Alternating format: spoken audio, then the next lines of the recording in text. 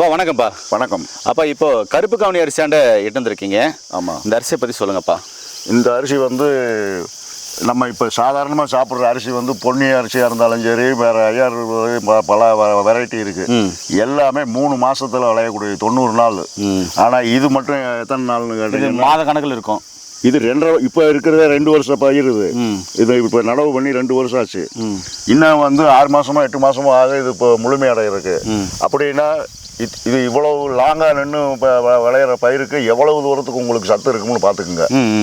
ஆகையினால இது வந்து என்னென்னா வாத நோயை பூரா குணப்படுத்தும். வாதம், ஆமாம், அதாவது ஸ்ட்ரோக் சம்மந்தமான பிரச்சனை உள்ளவங்களுக்கு நல்லா கேட்குன்றீங்க. நல்லா கேட்கும். 2வது வந்து சத்து மிகுந்தது, ரொம்ப சத்து. நீங்கள் கஞ்சியாக சாப்பிட்லாம், இடியாப்பம் செஞ்சு சாப்பிட்லாம், புட்டா செஞ்சு சாப்பிட்லாம், சோறா ஆக்கி குழம்பு வச்சு சாப்பிட்லாம். அதனால் நம்ம எப்படி சாதாரணமாக அரிசியை பயன்படுத்துகிறோமோ அதே மாதிரி இதை பயன்படுத்தலாம். சாதாரண அரிசி நீங்கள் வந்து ஒரு 500 கிராம் எடுக்கிறீங்கன்னா இது ஒரு 100 கிராம் எடுத்தாலே உங்களுக்கு தேவையான சத்து கொடுக்குறோம். ஓஹோ. அதனால் இதனுடைய பயன்பாடு இது வந்து இது வரைக்கும் பல விவசாயிகள் இதை கூட நேரில் பார்த்துருக்க மாட்டாங்க. இதை எல்லாரும் பார்க்கணுங்கிறதுக்காகத்தான் இந்த அரிசியினுடைய இதை வந்து நம்ம இன்னைக்கு போட்டிருக்கீங்க. ஆமாம். ஏனர்களே, கருப்பு கவுனி அரிசி பற்றி பார்த்துருப்பீங்க. ஆனால் அது எத்தனை மாதத்தில் விளையுதுன்னு எனக்கு உண்மையாக அக்யூரேட்டாக தெரியாது. அப்போ சொன்ன மாதிரி பார்த்தீங்கன்னாக்கா ராஜாக்கள் பயன்படுத்தின அரிசி, அந்த நாட்டில் இருக்கிற மக்கள் பயன்படுத்த தடைப்படப்பட்ட அரிசி. இந்த கருப்பு கரை அரிசியில் நிறைய மருத்துவ குணங்கள் இருக்குது. இதில் ரிச் ஃபைபர் இருக்கிறதுனால பார்த்தீங்கன்னா இன்றைக்கி கார்போஹைட்ரேட் நிறையா சாப்பிட்டு பார்த்தீங்கன்னாக்க கெட்ட கொலஸ்ட்ரால், அப்புறமா கல்லீரல் பிரச்சனை, இது மாதிரிலாம் டீச்சல் அதிகமாக இருக்கிறது, ஃபேட்டி லிவரு, இது மாதிரிலாம் நிறைய அவசியம் பாருங்களா. இவங்களுக்கு இது நல்லா ஹெல்ப்ஃபுல் பண்ணும். முக்கியமாக இது சாப்பிடும்போது கல்லீரலில் போயிட்டு வேலை செய்ய ஆரம்பிச்சிடும். கல்லீரலில் இருக்கிற டீடாக்ஸை வந்து அதாவது கல்லீரலை சுத்தம் பண்ண ஆரம்பிக்கும். கல்லீரலுக்கு ஒரு அற்புதமான டீடாக்ஸ் இது. அதே மாதிரி அனைத்து வகையான நோய் இருக்கிறவங்களும் பார்த்தீங்கன்னா ஜென்ரலாக ஒரு நாளைக்கு 2 வேளை நோய் உள்ளவங்க இது கஞ்சியை செஞ்சு சாப்பிட்டு வரலாம். அதோடு நிறைய கீரைகள், காய்கறிகள் செஞ்சு சாப்பிட்டு வரலாம். இந்த கருப்பு கவுனி அரிசியில் அப்பா நின்றாருனாக்கா அப்பா கீழே போயிடுவார்.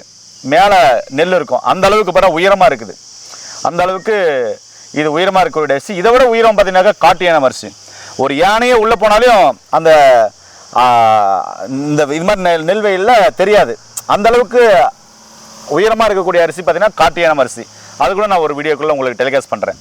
இது மாதிரியான பாரம்பரிய அரிசிகள் நிறையா இருக்குது. அதோடு சேர்த்து அப்பா சொன்னார் கொய்யாவில் இருக்குது சாமி, இதை பற்றி ஒரு தகவல் நான் சொல்லிடுறேன்னு சொன்னார். பாருங்கள், நல்லா கொய்யா விட்டுருக்கு, சின்ன சின்ன பிஞ்சு, நாட்டு கொய்யாக்காய் பிஞ்சு. அப்பா இதில் இந்த இலையில ஒரு வைத்தியம் சொல்கிறேன்னு சொன்னீங்கல்லப்பா. ஆமாம். இந்த கொழுந்து இலையில இது என்னப்பா வைத்தியம்? இது எப்படிப்பா செய்யணும்? இது வந்து டீக்கு இப்போ நம்ம டீ தூளுக்கு பதிலாக இதை போட்டு சாப்பிட்லாம். எப்படிப்பா? இப்படி ஒரு 4 இலை பிச்சுக்கணும். 4 இலையோ 8 இலையோ பிச்சுக்கணும். எல்லாம் காய வச்சு பவுடராக கூட எடுத்துக்கிட்டு டீ போடுற மாதிரியே இதை கஷாயம் போட்டு சர்க்கரை சேர்க்காமலோ உள்ளே சாப்பிட்டா சுகர் வந்து கட்டுப்படும். இப்போ எத்தனை இலை போட்டு குடிச்சா சுகர் கட்டுப்படும்பா? இதில் ஒரு 4 இலை 5 இலை போட்டுக்கலாம், இல்லை 10 இலை போட்டால் கூட என்ன செஞ்சிடப்போ. ஏங்க இப்போ பிச்சுக்கணுங்க இலை, இது மாதிரி இலையை பிச்சுக்கணும். இலையை பிச்சு தண்ணியில் போட்டு கொதிக்க வைக்கணும். கொதிக்க வச்சு பார்த்தீங்கன்னாக்க காலையில் ஒரு டம்ளர் குடிச்சு வந்தீங்கன்னாக்க சுகர் உங்களுக்கு ஹையாக இருக்கிறவங்களுக்கும் பார்த்தீங்கன்னாக்க இது கட்டுக்குள்ளே வருன்றாரு. இதோட மா இலையும் சேர்த்திக்கலாம் அப்படின்னாரு. நீங்கள் தேவைப்பட்ட மா இலையும் சேர்த்திக்கலாம். சேர்த்துட்டு நல்லா கொதிக்க வச்சு குடிச்சு வந்தீங்கன்னா சுகர் சார்ந்த பிரச்சனை உள்ளவங்களுக்கு படிப்படியாக குறையும். இது கூடுதலான தகவல். இது போல் இயற்கையான மருத்துவ குறிப்பில் தெரிஞ்சுக்கொள்ள நம்முடைய சேனலை சப்ஸ்கிரைப் பண்ணுங்கள். அப்பா கிட்ட நீங்கள் பார்க்கணும், நேரில் பார்க்கணுன்னா அவர் நாடி பிடிச்சி பார்த்து தான் இப்படி நாடி பிடிப்பார். இப்படி நாடி பிடிச்சி பார்த்து தான் மெடிசனே கொடுப்பாரு. எந்த ரிப்போர்ட்டும் பார்க்க மாட்டார். ரிப்போர்ட் பார்க்குறது வந்து படித்த பட்டதாரி மருத்துவர்கள் இருக்காங்க. நாடி பிடிச்சி பார்த்து வாதம், பித்தம், சிலத்தமும் பார்த்து தான் என்னுடைய உடம்புல என்ன நோய் இருக்கோ அதுக்கு தகுந்த மாதிரி அவருடைய மூலிகைகளும் தேர்ந்தெடுத்து கொடுத்து இன்றைக்கி அழகாக எல்லாருக்கும் சக்ஸஸ் பண்ணுறதுக்கான காரணம் இப்படி நாடி பிடிச்சி பார்க்கறதுனால தான். கண்டிப்பாக தேவைப்படுறவங்க பயன்படுத்திக்கோங்க. மீண்டும் இன்னொரு அருமையான பதிவில் சந்திக்கலாம். நன்றி, வணக்கம்ப்பா.